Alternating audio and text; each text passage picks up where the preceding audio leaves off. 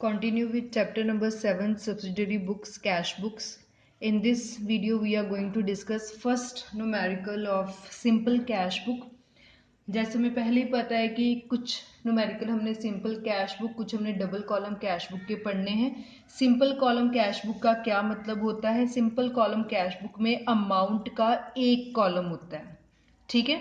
So debit side पैसा आने की तरफ होता है कि अगर आप अमाउंट रिसीव कर रहे हैं तो डेबिट साइड आएगा, जिसको हम रिसिप्ट या रिसीट बोलते हैं, और क्रेडिट साइड पेमेंट की साइड होगा। और अमाउंट का कॉलम सिर्फ एक है। आपने सिर्फ कैश वाली ट्रांजेक्शन्स को इसमें लिखना है। बस इतना देखना है कि अगर कैश आ रहा है तो डेबिट साइड और अगर कैश जा रहा है तो credit side. So let us start. Enter the following transaction in the simple cash book of Kapil Sharma. The very first is 2019, आपको ईयर गिवन है, सो एक ही बार हमने लिख लिया 2019। First March Kapil commenced business with cash, पैसों के साथ बिजनेस शुरू किया गया, सो पैसा कंपनी में आ गया।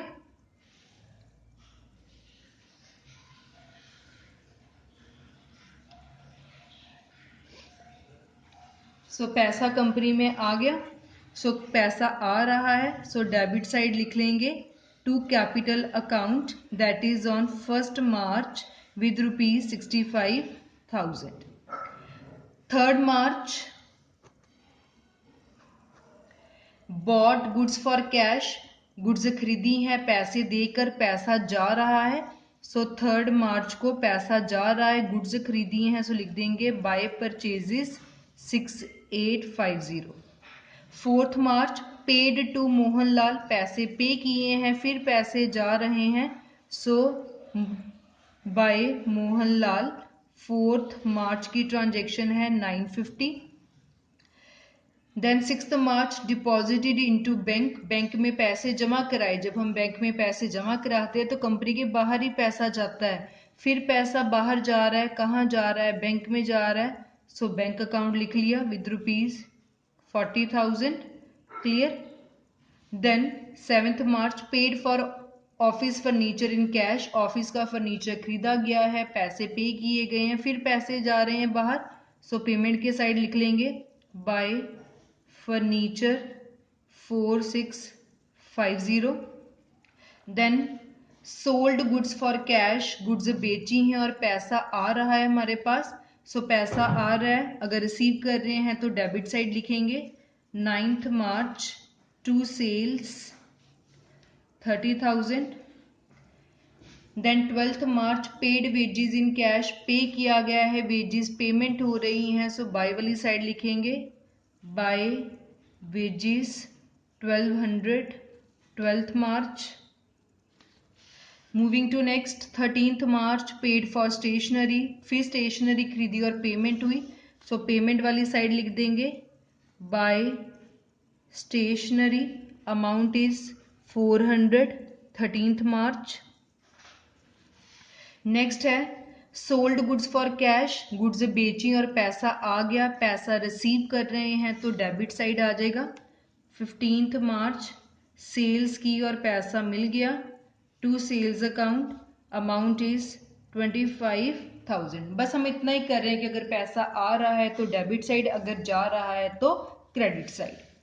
फिर 17th मार्च को पेड फॉर मिसलेनियस एक्सपेंस, छोटे मोटे खर्चे पे किए गए हैं, सो अगेन पेमेंट हुई है बाय मिसलेनियस एक्सपेंसेस, पेमेंट हुई है 450 की पेमेंट कर दी 17th मार्च को।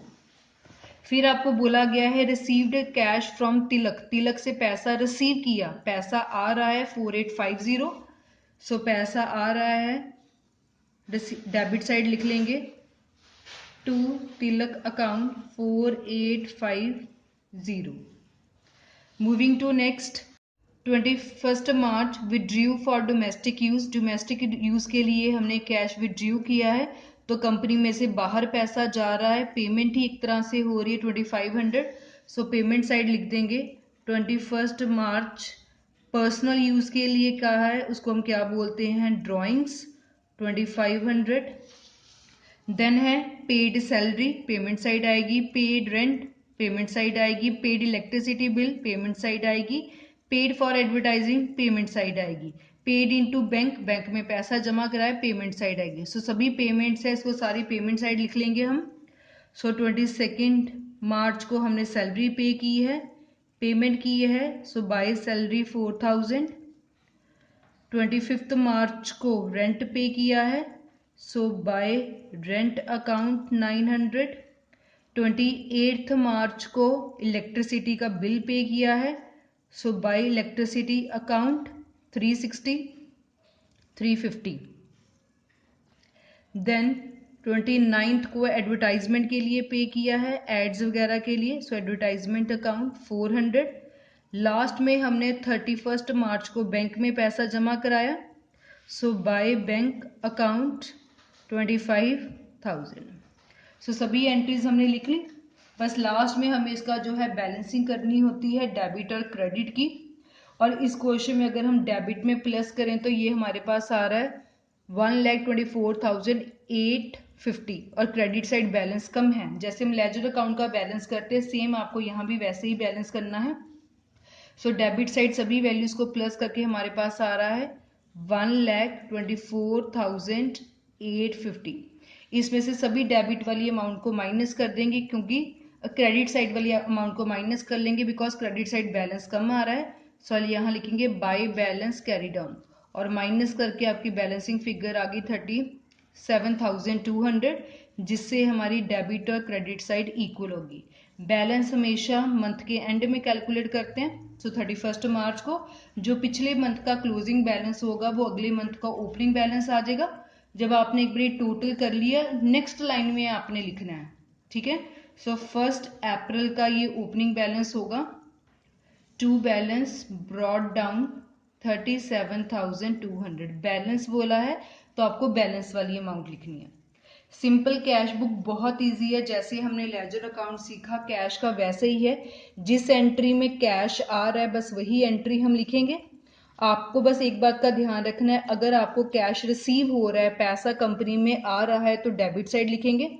किसी भी तरह की आप पेमेंट कर रहे हैं, कंपनी के बाहर पैसा जा रहा है तो उसको हम क्रेडिट साइड लिखेंगे। लास्ट में जो है हम उनकी बैलेंसिंग कर लेंगे, जिस भी साइड बैलेंस आएगा उसको बैलेंस कैरी डाउन लिखेंगे, फिर वही क्लोजिंग बैलेंस अगले मंथ का ओपनिंग बैलेंस बन जाएगा। Clear? Question number 2, 3, 4 similar question है, ठीक है। You will do it yourself. आपको बस एक बात का ही बीच में ध्यान रखना है कि हमने सिर्फ वो वाली एंट्री लिखनी है जिसमें कैश इन्वॉल्व है, उधार वाली एंट्री इसमें बिल्कुल नहीं आती, ठीक है। बैंक वाली भी हम इसमें नहीं लिखेंगे क्योंकि हमें सिर्फ कैश का बैलेंस देखना है। जो ये हमने यहाँ अमाउंट वाला कॉलम बनाया ये सिर्फ कैश को रिप्रेजेंट कर रहा है, सिंपल कॉलम कैश बुक कर रहे हैं। सो सिर्फ कैश वाली एंट्रीज आएंगी जिसमें कैश आता हो, ठीक है। जैसे हमने चेक के थ्रू पेमेंट की तो वो नहीं आएगा क्योंकि चेक को हम बैंक लिखते हैं, बट बैंक में जमा करवाना कैश, बैंक से विड्रॉ करवाना वो हम इसमें प्रॉपर नोट करेंगे क्योंकि उसमें कैश इन्वॉल्व है। So this was about question number 1 of simple cash book of chapter number 7.